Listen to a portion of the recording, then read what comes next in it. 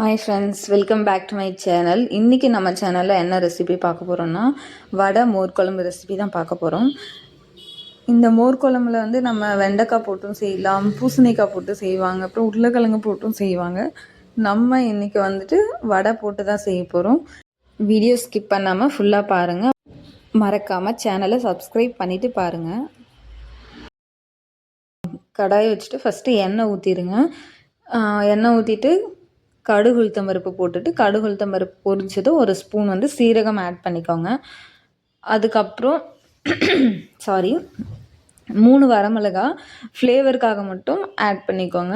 காரம் வந்து நம்ம பச்சை மிளகா சேர்த்து அரைக்க போகிறோம் மசாலா. ஸோ நம்ம வந்து அதில் காரம் வந்துடும். இது வந்து ஃப்ளேவருக்காக மட்டும்தான். அப்புறம் இது கூட வந்துட்டு கொஞ்சமாக பெருங்காயம், வெங்காயம் அவ்வளோதான் போட்டுட்டு எல்லாத்தையும் வந்து நல்லா வதக்கி விட்டுருங்க. வெங்காயம் வந்துட்டு ஒரு 50% இல்லை ஒரு 70% அளவுக்கு வதங்குச்சுன்னா போதும். அதுக்கப்புறம் வந்து நம்ம தக்காளி ஆட் பண்ணிக்கலாம். ஒரே ஒரு தக்காளி ஆட் பண்ணிக்கோங்க, அதிகமாக வேணாம், மோர் குழம்புக்கு தானே. ஸோ தக்காளினை வந்து அதிகமாக போட தேவையில்லை. ஒரே ஒரு தக்காளி மீடியம் சைஸில். இதுக்கப்புறம் ஒரு ஸ்பூன் வந்து உப்பு ஆட் பண்ணிக்கிறேன். வெங்காயம் தக்காளி வந்து அடி பிடிக்காமல் சீக்கிரமாக வதங்கி வரத்துக்காக. ஸோ வந்து உப்பு ஆட் பண்ணிவிட்டு நல்லா வந்து வதக்கி விட்டுடலாம். ஸோ இது வதங்கி வர கேப்பில் வந்து நம்ம வந்து மசாலா அரைச்சிட்டு வந்துடலாம். அரிசியும் பருப்பும் 2 ஸ்பூன் வந்துட்டு நான் சமையல் காரம் வைக்க 1 hour பிஃபோராகவே ஊற வச்சுருந்தேன். அது வந்து மிக்ஸி ஜாரில் சேர்த்துட்டு அது கூட வந்து 2 பச்சை மிளகாய் சேர்த்துக்கலாம். அப்புறம் வந்து 2 துண்டு இஞ்சி சேர்த்துட்டு 1 ஸ்பூன் சீரகம், சிட்டிகை மஞ்சத்தூள் சேர்த்து அரைச்சி வச்சுக்கலாம். இது வந்து நல்லா வதங்கினதுக்கப்புறம் அந்த மசாலா வந்து இதில் ஆட் பண்ண போகிறோம். நான் வந்து கருவேப்பிலை போட மறந்துட்டேன் முன்னாடியே. நீங்கள் வந்து முன்னாடியே போட்டுக்கோங்க. நான் வந்து இப்போ தான் ஆட் பண்ணுறேன், நான் மறந்துட்டதுனால. ஸோ இதை வந்து இந்த அளவுக்கு வதங்கி வந்ததும் நம்ம அரைச்சி வச்சுருக்க மசாலாவை வந்து ஆட் பண்ணிக்கலாம். ஆட் பண்ணிவிட்டு நல்லா கைவிடாமல் கிண்டி விட்டுக்கிட்டே இருங்க. ஏன்னா அடி பிடிக்கும். அரிசியும் பருப்பும் நல்லா வெந்து வரும். ஸோ அடி பிடிக்கும். நல்லா நம்மளுக்கு வந்து இந்த குழம்புக்கு வந்து திக்னஸ் கொடுக்கறது இந்த அரிசியும் பருப்பும் தான். ஸோ கண்டிப்பாக இதை வந்து நீங்கள் ஆட் பண்ணணும். நல்லா கிண்டி விட்டுக்கிட்டே இருங்க. அப்புறம் வந்துட்டு குழம்புக்கு தேவையான தண்ணி வந்து இந்த ஸ்டேஜ்லேயே வந்து ஆட் பண்ணிக்கலாம். நமக்கு கொஞ்சம் நல்லா தாராளமாகவே தண்ணி ஊற்றுங்க.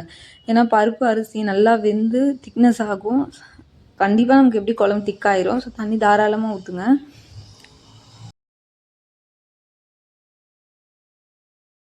பார்த்தீங்களா எந்தளவுக்கு இப்போ திக்னஸ் ஆகிடுச்சு. நான் எவ்வளோ தண்ணி ஊற்றிருந்தேன், எந்தளவுக்கு திக்னஸ் ஆகிடுச்சின்னு பார்த்துக்கோங்க.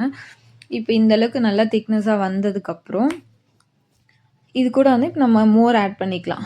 நல்லா வந்து இது கொதிக்க விட்டுருக்கணும். ரெண்டுமே வந்துட்டு பச்சையாக எல்லாமே நம்ம பச்சையாக தான் அரைச்சி போட்டிருக்கோம் இதில். ஸோ பச்சை ஸ்மெல்லாக இருக்கும். நம்ம நல்லா கொதிக்க விட்டுறணும்.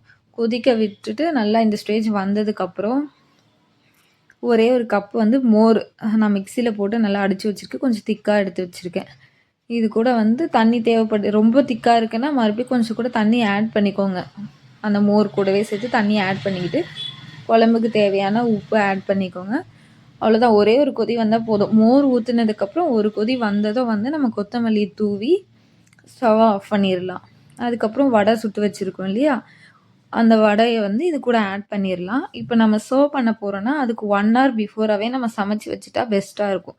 ஏன்னா இந்த வடை வந்து அந்த குழம்புல வந்து நல்லா ஊறி கிடைச்சா ரொம்ப டேஸ்டியாக இருக்கும். நீங்கள் வந்து இதை ஒரு டைம் கண்டிப்பாக ட்ரை பண்ணி பாருங்கள். உண்மையாகவே வேறு லெவல் டேஸ்ட்டாக இருக்கும்.